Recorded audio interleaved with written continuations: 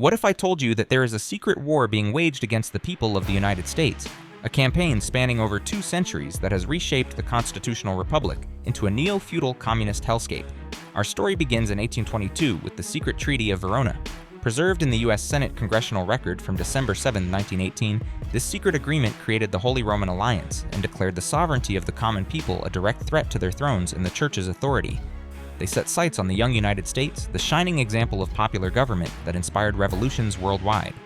President James Monroe, alerted by intelligence reports, responded in 1823 with the Monroe Doctrine, warning Europe to stay out of the Western Hemisphere, declaring any intervention an act of hostility against the U.S.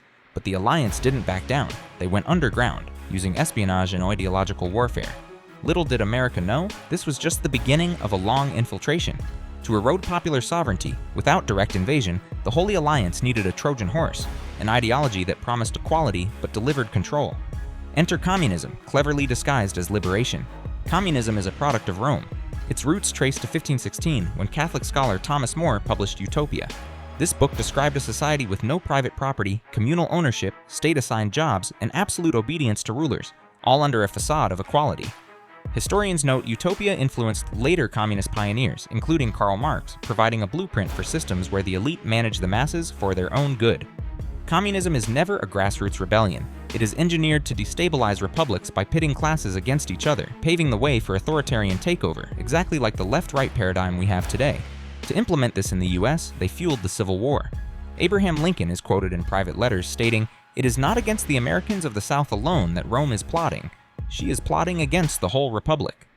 The post-war tension paved the way for the crown jewel of the alliance, the 14th Amendment. Under the altruistic guise of granting citizenship to freed slaves, it created a federal U.S. citizen status, subject to the federal corporation, with privileges revocable by Congress.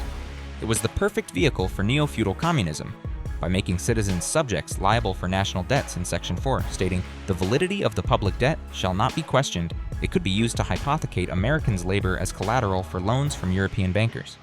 It is also worth mentioning that those same bankers are listed in the Jewish Encyclopedia as guardians of the papal treasure.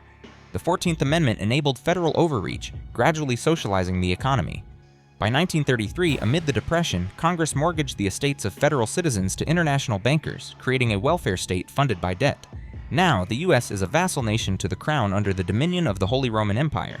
This is the reason these administrative judges wear the robes of priests and are governed by judicial canon law. Search Burn the Corporate Fiction on YouTube, Facebook, Rumble, and X.